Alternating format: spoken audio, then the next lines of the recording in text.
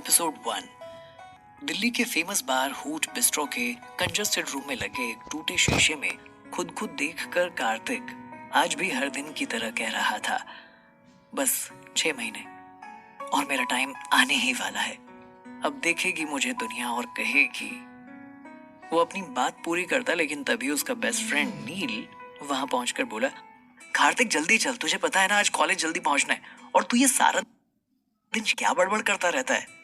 नील की बात सुनकर कार्तिक ने उसके सर पर टपली मारकर कहा, अपना टाइम आएगा, और अपना बैग उठाकर रूम से बाहर निकल गया। क्या यार, तू भी ना फालतू का फिल्म ही होता रहता है, कहते हुए नील उसके पीछे चल दिया। कार्तिक मित्तल का नाम दिल्ली के फेमस हंसराज कॉलेज के टॉप स्टूडेंट्स की लिस्ट में शामिल था। दिखने में वो एवरेज और सिंपल था। बालों को एकदम सटीक तरीके से कंघी कर शर्ट का बटन ऊपर तक बांधे बिना किसी स्टाइल के वो हर रोज इसी तरह कॉलेज के लिए निकल पड़ता था। दिन भर कॉलेज अटेंड करने के बाद दिल्ली के हूट बिस्ट्रो बार में वेटर बनकर पार्ट टाइम जॉब किया करता था, जहां उसे रहने के लिए एक छोटा सा रूम भी दिया गया था। और उस छोटे से कंजस्टेड रूम को वो अपने दोस्त नील के साथ शेयर करता था। नील उसका क्लासमेट भी था। सुबह के 8 बज रहे थे। हर दिन की तरह वो दोनों नील की पुरानी स्कूटर पे बैठकर कॉलेज के लिए निकल पड़े थे, पर कुछ तो था आज जो अलग था। स्कूटर में बैठकर कार्तिक को रोजाना चलती हवाएं आज कुछ अलग महसूस हो रही थी। चेहरे से मुस्कुराहट जाने का नाम ही नहीं ले रही थी। खुद के ख्यालों में खोया कार्तिक न जाने क्या सोचकर ब्लश किए जा रहा था। उसके ख्यालों को तोड़ते हुए नील ने स्कूटर रोककर उसे झंझोड़ते हुए कहा, भाई भाई अब उतर, देख फ्लावर शॉप, अगर अभी देर की तो तू पूरा दिन बस सपने ही देखता रहेगा। तभी कार्तिक अचानक ख्यालों से बाहर आया। हाँ जा रहा हूँ। फिर जल्दी से शॉप को देखकर एक रेड रोज का बकेट लेकर वापस आ गया। आज कॉलेज के सारे कपल्स एक साथ दिखाई दे रहे थे। कुछ बड़ी बड़ी प्लानिंग कर रहे थे। कोई किसी को महंगे गिफ्ट दे रहा था, तो कोई किसी के हाथ में हाथ डाले कॉलेज के अंदर जा रहा था। देखने में हर जगह रौनक थी। हाथ में बकेट लिए कार्तिक कॉन्शियसली पार्किंग में स्कूटी लगा रहे नील का वेट कर रहा था। नील उंगली में चाबी घुमाते हुए आया और मुंह बनाते हुए बोला, प्रपोज करने से पहले तू एक बार फिर से सोच ले, कहाँ तू बिलो एवरेज दिखने वाला वेटर और कहाँ वो इतनी खूबसूरत और फेमस बिल्डर मिस्टर शास्त्री की इकलौती बेटी। तुम दोनों की कुंडली मिसमैच है। जवाब में कार्तिक ने उसे देखकर कहा, कम ऑन नील, तू मेरा दोस्त है या दुश्मन? तुझे याद है पिछली बार वो मुझे देखकर कितनी देर तक मुस्कुराई जा रही थी? याद नहीं? तू हौसला बढ़ा, मुझे पता है वो मुझे लाइक करती है। ये बोलकर वो ऑडिटोरियम की ओर चला गया, जहां पूरे कॉलेज के लिए वैलेंटाइंस पार्टी ऑर्गेनाइज की गई थी। कार्तिक ने ऑडिटोरियम के अंदर जैसे ही अपने कदम बढ़ाए, वैसे ही उसकी नजर उस लड़की पर पड़ी जिसे वो चाहता था और प्रपोज करने वाला था, शैनन। आज उसने रेड कलर की ऑफ शोल्डर घुटने तक लंबी फ्रॉक पहनी हुई थी और अपने बालों में बहुत महंगी फ्लोरल क्लिप लगा रखी थी। वैसे तो वो हर दिन बेहद खूबसूरत लगती, लेकिन आज रेड कलर की ड्रेस उसके संगमरमर जैसे बदन पर 4 चांद लगा रही थी। शैनन को अपने सामने देखकर कार्तिक का मुंह हैरानी से खुला रह गया। वो बगैर पलके झपकाए उसे ही देखे जा रहा था। पीछे से डीजे ने रोमांटिक सॉन्ग भी प्ले कर रखा था। शैनन अपने आईफोन से दोस्तों के साथ रील्स बना रही थी। उसने अपने बाल झटके और स्टाइल से बोली, 4.5 मिलियन फॉलोअर्स। शैनन आज बहुत खुश हो जाएगी ये बुके लेकर। एक बार बस वो हाँ कर दे, बस फिर मैं उसे बहुत खुश रखूंगा। कार्तिक मनी मन सोचने लगा। तभी अचानक शैनन की नजर उस पर पड़ी। ये देख कार्तिक हाथ हिलाकर उसे अपने पास आने का इशारा करने लगा। उसका इशारा पाकर शैनन ने इरिटेट होते हुए अपने दोस्तों से कहा, oh my God, that guy is staring at me. पास खड़ी एक लड़की ने कहा, दैट अगली गाय। शैनन ने टेढ़ा सा मुंह बनाया तो दूसरी लड़की ने उससे कहा, तू रुक यहीं, मैं उससे बात करके आती हूँ। शैनन उसे देखकर आंखें मटकाती हुई बोली, तो याद है ना, तुम हॉट शॉट गैंग की लड़कियां हो, हम ऐसे किसी अरे गहरे से बात नहीं करते, नॉट आवर स्टैंडर्ड। दूसरी लड़की ने शैनन को कोहनी मार के कहा, अरे देखो तो, उसके हाथ में तो रेड रोज का बकेट है, लगता है आज वो तुझे प्रपोज करने आया है। देख बेचारे को, सब सूट में आए, लेकिन वो तो आज भी हर दिन की तरह शर्ट में ही आया है, वो भी yellow colour with black tie. So old fashion. उसके बगल में खड़ी लड़की ने कहा। शैनन हंसकर अपनी आंखें रोल करती हुई बोली, पूरा टैक्सी लग रहा है। वेट करते कार्तिक का गला अब डर के मारे सूख रहा था। वो लगातार शैनन को ही देख रहा था। तभी शैनन के साथ मौजूद एक और लड़की ने कहा, देख तुझे बुला रहा है, अगर तू नहीं गई तो तुझे स्टॉक करेगा और अपनी खराब अंग्रेजी में तुझसे कहेगा, hey babes, I will keep you like a doll. उस लड़की की बात सुनकर सारी लड़कियां हंसने लगी। इस बीच शैनन ने कुछ तो सोचा और तिरछी स्माइल के साथ उसने ड्रिंक का ग्लास उठाया और कार्तिक के पास जाने लगी। जैसे जैसे शैनन कार्तिक के करीब जा रही थी, उसके दिल की धड़कनें बढ़ती जा रही थी। शैनन जैसे ही उसके करीब आई, रोज और जैस्मिन की परफ्यूम की तेज खुशबू कार्तिक को मदहोश करने लगी। उसे सामने देख कार्तिक पूरी तरह ब्लैंक हो चुका था। तभी अचानक शैनन ने उसके सामने चुटकी बजाते हुए कहा, कहो क्यों बुलाया है। उसकी चुटकी से वापस होश में आए कार्तिक ने शर्माते हुए कहा, अगर तुम मुझे इस तरह देखोगी तो मैं कुछ कह नहीं पाऊंगा। शैनन ने अपनी आईब्रो और कंधा उचकाकर कहा, व्हाट। कार्तिक ने शैनन की ओर देखा और फिर हिम्मत जुटाते हुए एक सांस में घुटने पर बैठा और कह दिया, आई लव यू। और वो बुके उसके सामने कर दिया। उसके इतना कहते ही शैनन के फेस का एक्सप्रेशन चेंज हो गया। उसने गुस्से में डीजे की ओर इशारा कर म्यूजिक तुरंत बंद करवा दिया और उस बड़े ऑडिटोरियम में हजारों स्टूडेंट्स की भीड़ होने के बावजूद पिन ड्रॉप साइलेंस था। कुछ सेकंड्स के बाद शैनन ने कार्तिक के हाथ में रखे हुए बुके की ओर देखकर कहा, फिर से कहना, क्या कहा तुमने। कार्तिक ने वहां खड़े सभी पर हल्की नजर डाली और शैनन को देखकर उसे दोबारा अपना गला साफ करके कहा, आई लव यू। मैं तुमसे दीवानों वाला प्यार करता हूँ, तुम्हें यकीन ना हो तो आजमा कर देख लो। ये सुनकर शैनन ने उसे सरकास्टिक स्माइल दी और अपने कंधे उचकाकर बोली, यहाँ किसी को सुनाई नहीं दिया, तुमने क्या कहा, फिर से कहो। I love you, I love you Shannon, I love you so much. Excitement में एक बार फिर उसकी आवाज काफी तेज हो गई। उसे लग रहा था कि शायद शैनन को उसकी बात पर यकीन नहीं हुआ, इसलिए उसने अपने प्यार का इजहार सबके सामने करने का सोचा। तभी शैनन ने एक बड़ी सी स्माइल के साथ बुके उसके हाथ से लिया। ये देख कार्तिक के चेहरे पर स्माइल आ गई। उसे कुछ पल के लिए बहुत सुकून महसूस हुआ। वो उसे थैंक्स कहने के लिए उठा ही था कि तभी शैनन ने फ्लावर का बंच उसके मुंह पर दे मारा। कार्तिक को समझ नहीं आया कि अभी उसके साथ ऐसा क्या हुआ। वो सकपका गया। उसके चेहरे के भाव एक पल में बदल गए। शैनन ने तेज आवाज में कहा, तुम्हारी हिम्मत कैसे हुई मुझे प्रपोज करने की। सीधा साधा लड़का समझकर मैं तुम्हारे पास आई और उल्टा तुम मुझे किसी खेत की मूली समझ रहे हो जो मैं तुम्हारे इस घटिया प्रपोजल पे हाँ कह दूंगी। उसके हर एक शब्द कार्तिक के दिल में तीर की तरह चुभ गए। उससे कुछ भी बोला नहीं जा रहा था। वो बस अपनी भौं सिकोड़कर जमीन की ओर देखे जा रहा था। शैनन ने सारे स्टूडेंट्स की ओर देखकर तेज आवाज में कहा, गाइस गौर से देखो इसे, ये मुझे प्रपोज करने आया है, वो भी इस रेड रोज के बुके के साथ। उसकी बात सुनकर वहां मौजूद सारे स्टूडेंट्स कार्तिक को बुली करने लगे। उसे यकीन नहीं हो रहा था कि शैनन उसके साथ ऐसा कर सकती थी।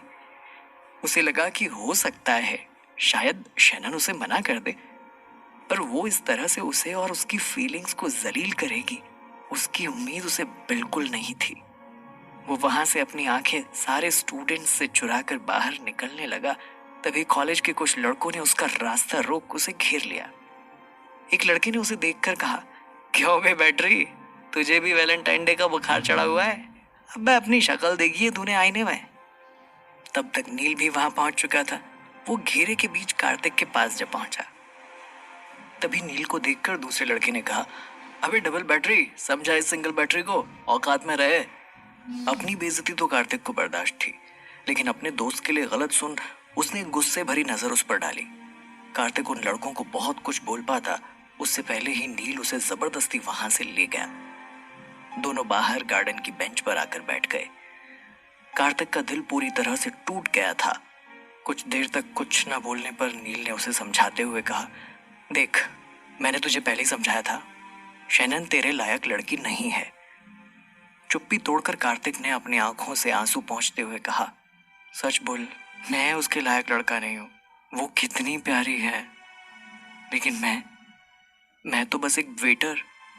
उसके इतना कहते ही नील बेंच से उठा और तेज आवाज में बोला, वो चुड़ैल, वो तुझे प्यारी लगती है? इंस्टा से तो ज्यादा फिल्टर है उसके चेहरे पर। हैशटैग वाली लड़की है वो, शैनन शास्त्री। वो 15% डिस्काउंट वाली चिप्स का पैकेट है, जिसे खोलो ना तो धोखा मिलता है। और तू वेटर है तो क्या हुआ? भूल मत, तेरे इस भोले भाले से एवरेज फेस के पीछे जीनियस ब्रेन है। पैसा ही सब कुछ थोड़ी होता है। मेरे भाई तेरे हाथ जोड़ता हूँ, संभल जा। उसे छोड़ यार, तू मेरे साथ वैलेंटाइन डे मना। इस पर कार्तिक ने कुछ नहीं कहा।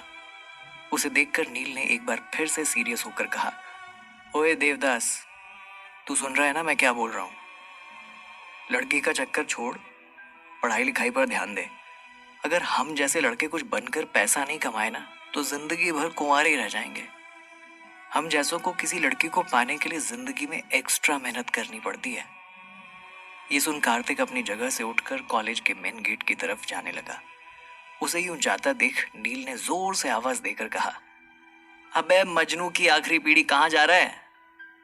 कार्तिक ने गहरी सांस लेकर कहा, वहीं जहां काम करने से मुझे 2 वक्त की रोटी नसीब होती है। नील ने अपने सर पर टपली मारकर कहा, अरे हाँ, मैं तुझे बताना ही भूल गया था। आज ओनर ने हमें जल्दी से बाहर आने के लिए कहा था। मैं भी आ रहा हूँ। बार में पहुंचते ही दोनों उसकी नजरों से बचने की कोशिश करते हुए चेंजिंग रूम की तरफ जा रहे थे, लेकिन तभी ओनर उनके पास आ पहुंचा और गुस्से में बोला, ये कोई टाइम है आने का? कहा था ना आज जल्दी आना है। आज तो कॉलेज में कोई पढ़ाई भी नहीं थी। उसके इतना कहते ही नील ने तुरंत बात बनाते हुए कहा, सर वो स्कूटर खराब हो गई थी, इसलिए लेट हो गए। Sorry sir. ओनर ने उन दोनों को घूर कर देखा और कहा, मैं तुम दोनों को काम करने का पगार देता हूँ, सॉरी बोलने का नहीं। कुछ ही देर में कॉलेज का ग्रुप आने वाला है। 2nd फ्लोर पर उनकी पार्टी चलेगी, उन्हें अटेंड करना है। कोई गड़बड़ मत कर देना। जी बिल्कुल सर, बोलकर कार्तिक बुझे मुंह से चेंजिंग रूम की तरफ चला गया। थोड़ी देर में 2nd फ्लोर पर काफी लाउड म्यूजिक बजने लगा। इस बात से अनजान कि वहां कार्तिक के कॉलेज के स्टूडेंट्स ही मौजूद थे, कार्तिक चुपचाप नोटपैड और पेन लेकर उस फ्लोर पर सबसे ऑर्डर लेने के लिए चला गया। तभी कार्तिक को वेटर की ड्रेस में देखकर कुछ लड़के एक बार फिर उसे छेड़ने लगे, लेकिन कार्तिक उन्हें इग्नोर करते हुए सीरियस होकर अपना काम करने लगा। वो एक एक कर सबसे ऑर्डर ले ही रहा था। इसी बीच उसकी नजर कॉर्नर टेबल पर पड़ी, जहां शैनन राहुल की गोद में बैठकर उसे किस कर रही थी। राहुल सक्सेना, जो कि कार्तिक और शैनन का सीनियर था, देखने में अट्रैक्टिव और एक बड़े खानदान से ताल्लुक रखने वाला एरोगेंट लड़का था। ये सब देखकर कार्तिक के दिल में दर्द सा उठा। तभी अचानक राहुल और शैनन की नजर उस पर पड़ गई। कार्तिक को सामने देख शैनन ने मुंह बनाते हुए राहुल को आज हुई घटना के बारे में सब कुछ बता दिया, जिसे सुन राहुल कार्तिक को देखकर जोर जोर से हंसने लगा और बोला, अबे बैटरी, तू तो वेटर निकला। तेरी औकात बिग बाजार वाली है और तेरे शौक बड़े महंगे शोरूम के जैसे हैं। कार्तिक को ये सब सुनकर गुस्सा तो आ ही रहा था। उसे पता था कि अभी कोई कदम उसकी नौकरी छीन सकता है और अभी उसे इस नौकरी की सख्त जरूरत है, इसलिए उसने एक बार फिर उन्हें इग्नोर करने की कोशिश की। कार्तिक को जलाने के लिए राहुल ने शैनन के गले पर अपने हाथ फेरते हुए कहा, देख, शैनन जैसी लड़की को तेरे जैसा वेटर नहीं बल्कि राहुल जैसा हीरो चाहिए, इसलिए अपनी औकात में रहे, नहीं तो कभी किसी लड़की को तेरे पास नहीं आने दूंगा। अब खड़े खड़े हमारा मुंह क्या देख रहा है? जाकर अपने बार की सबसे महंगी विस्की लेकर आ। इस पर ना चाहते हुए भी कार्तिक ने हाँ में सर हिलाया और वहां से चला गया। कार्तिक नीचे किचन के कैबिनेट तक पहुंचा। तभी उसके ओनर वहां आए और बोले, ओए सुनो, ये लेटर तुम्हारे लिए कोई देके गया था, पर पहले काम कर लो फिर ये सब देखना। कैबिनेट को खोल रहे कार्तिक ने सोचा, क्या है मेरे लिए लेटर में, पर मुझे लेटर कौन भेजेगा? ऐसा सोचते हुए वो हाथ में लेटर और दूसरे हाथ में स्कॉच की बोतल लेकर लेटर पढ़ने के लिए दबे पांव अपने छोटे से कमरे की ओर चला गया। ऊपर सभी मस्ती में खोए हुए थे। शैनन ने राहुल को किस किया और बोली, देखो ना, आजकल कोई भी मुंह उठाकर तुम्हारी बेबी के पीछे पड़ जाता है। राहुल ने शैनन को देखकर कहा, आज उस वेटर को दिखाना ही पड़ेगा कि उसकी जगह कहाँ है। चला था मेरी बेबी को प्रपोज करने। तब तक कार्तिक वहां एक महंगी स्कॉच की बोतल लेकर पहुंच चुका था। उसके वहां पहुंचते ही राहुल ने उसे देखकर कहा, अपनी लाइफ में तूने इतनी महंगी स्कॉच नहीं पी होगी। चल, आज मेरी तरफ से तुझे टिप है, इस पूरी बोतल को एक सांस में खत्म कर दे। कार्तिक ने स्कॉच की बोतल राहुल के ठीक सामने कांच की टेबल पर रख दी और कहा, मैं शराब नहीं पीता। शैनन ने उसे चिढ़ाते हुए कहा, अले अले छोटा बेबी, क्या पीता है? जवाब में राहुल ने हंसते हुए कहा, ये तो बारिश का पानी पीता होगा, है ना नाली के कीड़े। उसके इतना कहते कार्तिक ने अपना चश्मा निकालकर पास की टेबल पर बड़े इत्मीनान से रखा और अचानक राहुल की शर्ट का कॉलर पकड़कर उसके चेहरे पर जोरदार पंच दे मारा। कार्तिक के पंच से राहुल दूर कोने में जाकर गिरा और पूरे फ्लोर पे शांति छा गई। सबका मुंह खुला का खुला रह गया। सभी कार्तिक का नया अवतार देखकर दंग रह गए थे। कार्तिक इतने पर भी नहीं रुका। राहुल के करीब जाकर उसने उसके चेहरे पर 2-4 घूंसे और दे मारे और दांत पीस कर गुस्से से उसने कहा, सुन, जब तुझे मेरा पास्ट पता चलेगा ना, तो तेरा फ्यूचर मेरे हाथ में होगा, समझा? तो जैसे आज तक बहुत देखे हैं मैंने, इसलिए आज के बाद ऐसी हरकत मत करना। आज से पहले तो कार्तिक का ये रूप उसके बेस्ट फ्रेंड नील ने भी कभी नहीं देखा था। सबकी नजर उस पर थी। लड़कियां उसे देखकर उसकी फैन हो गई थी। राहुल खुद उसके गुस्से से लगभग डर के रोने ही वाला था। तभी शोर शराबा सुनकर ओनर अचानक वहां आ गया और गुस्से में चिल्लाते हुए बोला, you Kartik, come down stairs right now. ये देख नील ने सर पर हाथ रखकर कहा, लग गए अब तो। आखिर कैसे आया पल भर में कार्तिक में इतना बदलाव? क्या था उस लेटर में जिसे कार्तिक छुप कर पढ़ रहा था? ओनर की तेज आवाज सुन कार्तिक ने राहुल का शर्ट का कॉलर छोड़ दिया और चुपचाप खड़ा हो गया। राहुल ने नाराजगी से ओनर से कहा, मैं कब से आपके इस बार में आता हूँ और जब भी आता हूँ लाखों की एक्सपेंसिव बियर और स्कॉच ही ऑर्डर करता हूँ, लेकिन इसके बदले मेरे साथ ये सुलूक हुआ। आपके इस बदतमीज 2 कौड़ी के वेटर ने मुझ पर हाथ उठाया। मैं ये बदतमीजी बिल्कुल बर्दाश्त नहीं करूंगा। अब भी पुलिस को कॉल करता हूँ, सब के सब जेल जाओगे। ये बोलकर राहुल ने गुस्से निकाला। पुलिस का नाम सुनते ही ओनर ने राहुल से गिड़गिड़ाते हुए कहा, सर, मैं जानता हूँ इससे बहुत बड़ी गलती हो गई है, पर आपसे रिक्वेस्ट है, प्लीज आप पुलिस को रहने दें। प्लीज इसकी गलती माफ कर दें सर। ये अभी आपसे सॉरी बोलेगा। ये बात सुनते ही राहुल कार्तिक की ओर देखकर तिरछी स्माइल देने लगा। नील ने ऑनर से कहा, सर, कार्तिक की कोई गलती नहीं थी। इस राहुल ने अपनी खुन्नस निकालने के लिए इस पर स्कॉच की पूरी बोतल पलटा दी और फिर झगड़ा शुरू हुआ था। ओनर ने जोर से उसे डांटते हुए कहा, यू शट अप। तुम क्या कार्तिक के लॉयर हो जो उसकी बदतमीजी पर पर्दा डाल रहे हो? फिर उन्होंने कार्तिक की ओर देखते हुए कहा, सर से माफी मांगो इसी वक्त, वरना मैं तुम्हें नौकरी से निकाल दूंगा। ये सुन शैनन ने सरकास्टिक स्माइल के साथ राहुल को देखा। साफ पता चल रहा था कि वो दोनों ओनर की बात से कितना खुश थे। कार्तिक ने लंबी सांस ली और कहा, मैं इससे माफी नहीं मांगने वाला, मेरी कोई गलती नहीं थी। ओनर ने एक बार फिर चिल्लाकर कहा, तो फिर ठीक है, यू आर फायर्ड। ये सुनकर नील घबरा गया, लेकिन कार्तिक ने बिना किसी शिकन के कहा, विद प्लेजर, आई क्विट। फिर उसने अपनी टाई का नॉट लूज किया और बेफिक्र राहुल और शैनन को देख मुस्कुराते हुए वहां से निकल गया। उसे देख नील भी उसके पीछे पीछे चल पड़ा। सब अचानक उसका ये एटीट्यूड देखते ही रह गए। ओनर भी हैरान था, आखिर इस गरीब बच्चे के अंदर इतनी अकड़ आई कहां से। उधर कार्तिक अपना बैग लेकर सुनसान सड़कों पर पैदल चले जा रहा था। नील भी उसके पीछे पीछे पहुंच गया। उसे देखकर कार्तिक ने कहा, तू यहाँ? नील ने उसके कंधे पर हाथ रखते हुए कहा, जहां कार्तिक रहेगा वहीं नील भी तो रहेगा ना। उसकी बात सुनकर कार्तिक के चेहरे पर एक प्यारी सी स्माइल आ गई। फिर वो थोड़ा सा उदास होते हुए बोला, तुझे अपनी जॉब नहीं छोड़नी चाहिए थी। नील बोला, अरे तू वो सारी बातें छोड़, ये बता आगे क्या करना है। कार्तिक रोड के फुटपाथ पर लगी बेंच पर जाकर बैठ गया। अपने पॉकेट से मोबाइल निकालकर उसने दूसरा सिम चालू किया, जिसे उसने लगभग 6 साल पहले बंद कर दिया था। कार्तिक को मोबाइल में घूरते देख नील बोला, मैं पूछ रहा हूं कि हमें आगे क्या करना है, और एक तू है जो मोबाइल देख रहा है। कार्तिक ने जैसे ही अपना पुराना सिम ऑन किया, उसमें ढेर सारे मैसेजेस आने लगे, जिसमें से एक मैसेज ओपन कर कार्तिक ने देखा तो वहां लिखा था, कार्तिक, तुम इस वक्त जहां कहीं भी हो फौरन मित्तल पैलेस लौट कर आ जाओ, तुम्हें तुम्हारे राइट्स वापस किए जा रहे हैं। कार्तिक को यह मैसेज 7 दिन पहले आया हुआ था। मैसेज पढ़कर कार्तिक हैरान हो गया, लेकिन ये राइट्स तो मुझे मिलने में अभी वक्त था, फिर अभी से? एक पल के लिए तो वो ये भी भूल गया कि इस समय नील भी उसके साथ है।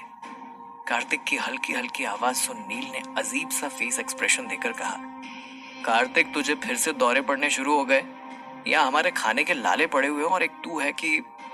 कार्तिक के चेहरे पर एक अलग लेवल का कॉन्फिडेंस झलक रहा था। अचानक उसने वहां से टैक्सी को बुलाया और उसमें चढ़ने लगा। कार्तिक को देखकर थोड़ा परेशान और कंफ्यूज नील भी उसके साथ फटाफट टैक्सी में बैठ गया।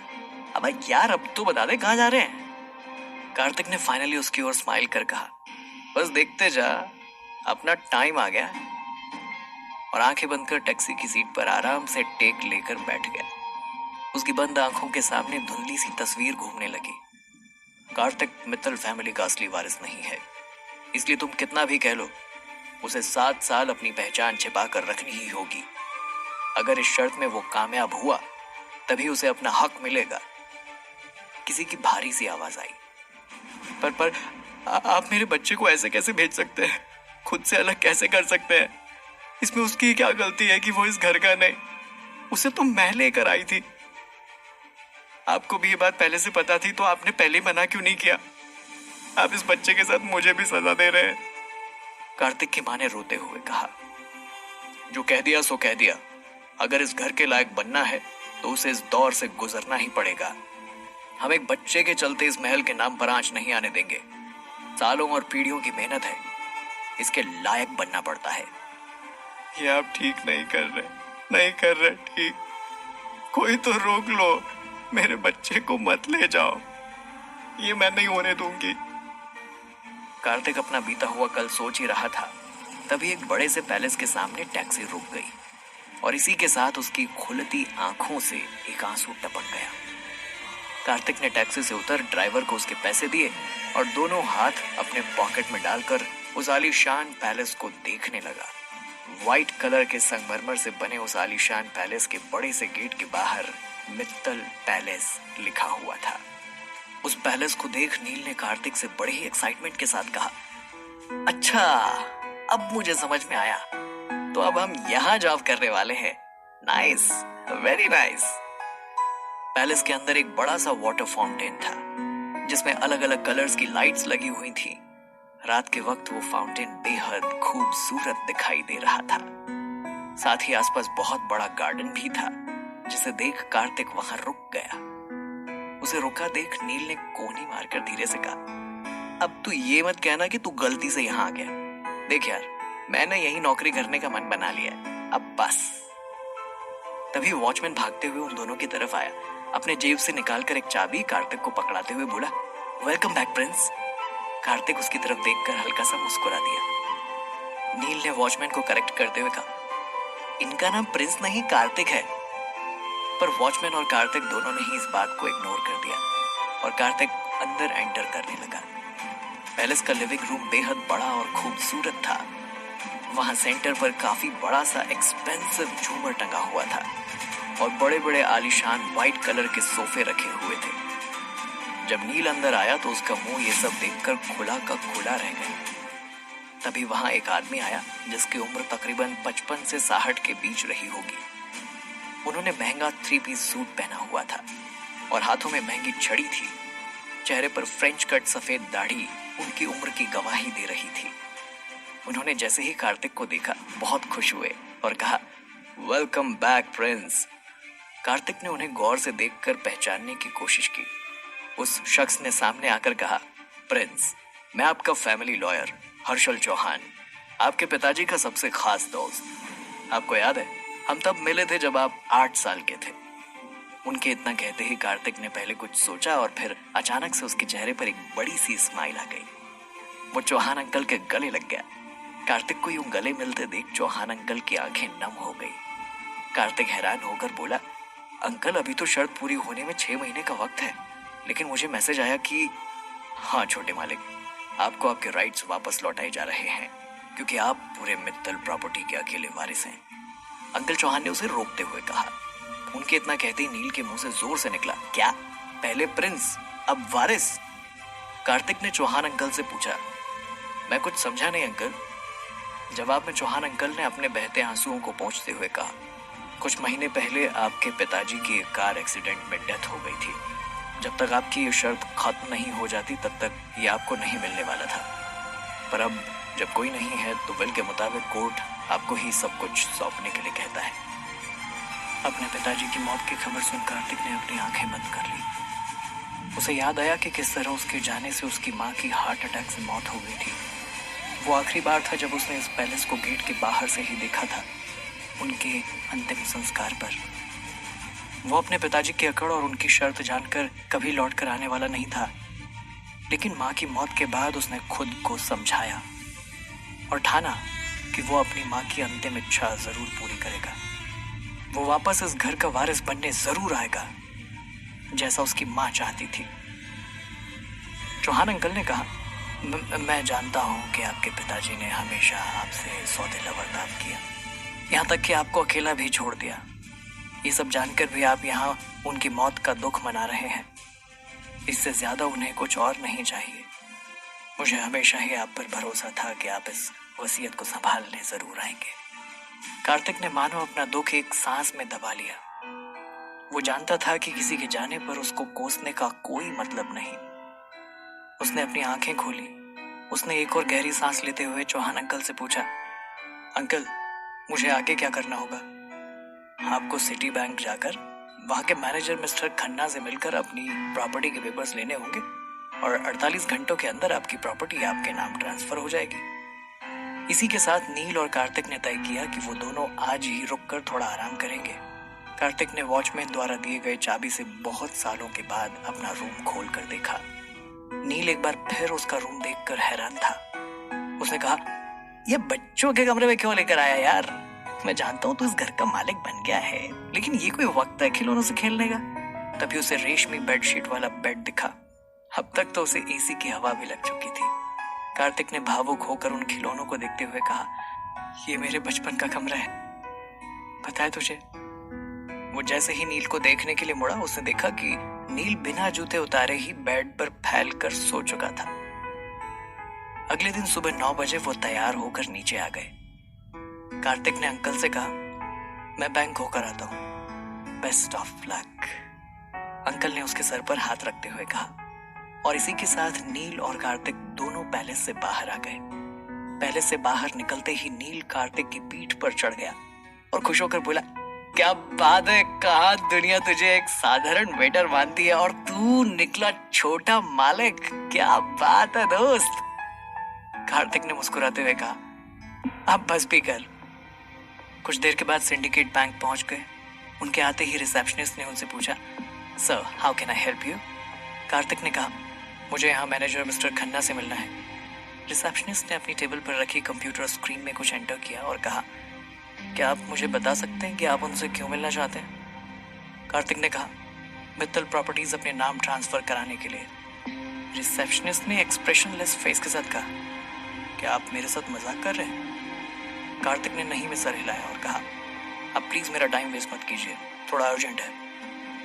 रिसेप्शनिस्ट गुस्से में खड़ी हुई। उसने कार्तिक को तेज आवाज में डांट लगाते हुए कहा, आप यहाँ से इसी वक्त निकल जाइए। आप जानते भी हैं मित्तल प्रॉपर्टी के बारे में, या फिर आप मेरे साथ प्रैंक कर रहे हैं? उसकी टेबल पर रखा लैंडलाइन फोन बजा। उसने जैसे ही फोन रिसीव किया, दूसरी ओर से बैंक मैनेजर मिस्टर खन्ना ने कहा, अभी कुछ देर में मिस्टर कार्तिक मित्तल आने वाले हैं, मिस्टर चौहान ने उन्हें भेजा है, उनके आते मुझे इन्फॉर्म कर। ये बोलकर उन्होंने फोन काट दिया। ये सुन रिसेप्शनिस्ट ने कार्तिक की ओर देखकर कहा, आपका नाम? कार्तिक ने कहा, कार्तिक मित्तल। और आप? ये सुनकर रिसेप्शनिस्ट हड़बड़ा गई। एक लंबी गहरी सांस लेकर उसने कहा, शेफाली। क्या? आपको चौहान सर ने भेजा है?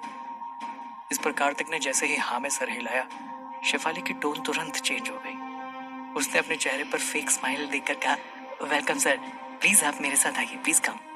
शेफाली ने मिस्टर खन्ना के केबिन का डोर आधा ओपन कर कहा, कार्तिक मित्तल आए हुए हैं।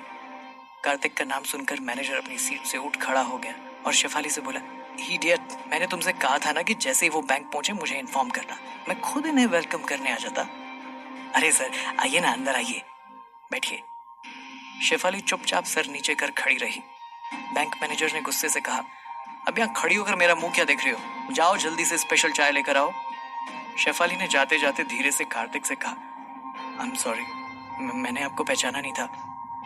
कार्तिक ने उस पर एक नजर डाली और बगैर कुछ कहे मिस्टर खन्ना के सामने जाकर बैठ गया।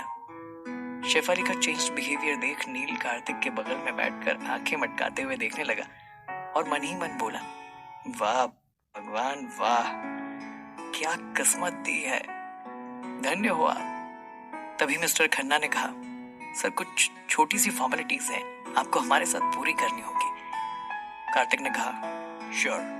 मिस्टर खन्ना ने अपने टेबल पर रखे लैंडलाइन फोन से किसी को कॉल कर कहा, मिस्टर मित्तल का रेटिना और फिंगरप्रिंट चेक करना है। फोन कट करने के बाद मैनेजर ने कार्तिक को देखकर स्माइल करते हुए कहा, I am so sorry sir, आपको प्रॉब्लम उठानी पड़ रही है, लेकिन ये हमारे बैंक का रूल है। उनकी बातचीत के दौरान शेफाली चाय की ट्रे लेकर केबिन के अंदर एंटर हुई। इस वक्त शेफाली के चेहरे का रंग डर के मारे उड़ा हुआ था। उसे लग रहा था कि कहीं कार्तिक शेफाली की कंप्लेंट मैनेजर से ना कर दे। शेफाली को यूं इतना डरा हुआ देख कार्तिक के चेहरे पर स्माइल आ गई। तभी ट्रे टेबल पर रखते वक्त शेफाली स्लिप हो गई और चाय का कप उससे छूटकर कार्तिक पर जा गिरा, जिससे वो हड़बड़ाकर अपनी चेयर से उठकर खड़ा हो गया। बैंक मैनेजर ने शेफाली पर जोर से चिल्लाते हुए कहा, कोई भी काम तुम ठीक से नहीं कर सकती हो, यू इडियट, तुम्हें पता है तुमने क्या किया? उसकी डांट सुन शेफाली की आंखें नम हो गई। गर्म चाय गिरने की वजह से कार्तिक को कंधे पर जलन महसूस हो रही थी। मैनेजर लगातार शेफाली को डांटे जा रहा था। कार्तिक कुछ कहता उससे पहले कुछ लोग मैनेजर के केबिन में आ गए। वो लोग कार्तिक की रेटिना और उसके फिंगरप्रिंट का सैंपल लेने आए हुए थे। मैनेजर ने शेफाली को डांटकर वहां से जाने के लिए कह दिया। पूरा प्रोसीजर होने के बाद मैनेजर ने कार्तिक की ओर देखकर कहा, सर बस 3 घंटे में सारी प्रॉपर्टी आपके नाम हो जाएगी। कार्तिक अपने चेयर से उठ खड़ा हो गया। थैंक यू बोलकर वो वहां से निकल गया। शेफाली केबिन के बाहर मौजूद थी। कार्तिक को देखते ही उसने कहा, आई एम सो सॉरी, आज मेरी वजह से आपको बैंक में काफी तकलीफ उठानी पड़ी। लेकिन कार्तिक नील के साथ वहां से बगैर कुछ बोले बाहर निकल गया।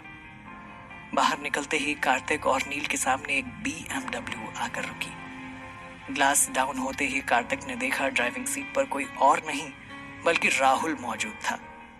राहुल ने कार्तिक को ऊपर से लेकर नीचे तक देखा और सरकास्टिक हंसी हंसते हुए बोला, वेटर्स, तुम यहाँ बैंक के बाहर किसका वेट कर रहे हो? कितना खराब दिन है तुम्हारा। एक ही दिन में नौकरी भी चली गई और छोकरी भी। ये बोलकर वो जोर जोर से हंसने लगा। उसने आगे कहा, कल बार में बहुत हीरो बन रहा था ना, अगर सचमुच तेरे अंदर दम है तो आजा, आज रात ठीक 9 बजे हूट बिस्ट्रो में। अगर तू मेरे गेम में मुझसे जीत गया तो शेनन सभी के सामने तुझे प्रपोज करे और तेरे होठों पर किस भी। ये सुन कार्तिक ने सीधे मुंह उससे पूछा, और तेरी शर्त क्या है? अभी से डर गया? राहुल ने टेढ़ी हंसी हंसते हुए कहा। कार्तिक ने कहा, अपनी शर्त बता। राहुल ने कहा, शर्त तुझे वहीं आकर पता चलेगी, और अगर तू नहीं आया तो मैं समझ लूंगा कि तू लूजर है। कार्तिक ने हाथ बांधकर कहा, देख, जो मैं हूं वो मैं हूं नहीं, और जो मैं नहीं हूं वो डेफिनेटली हूं। ठीक 9 बजे।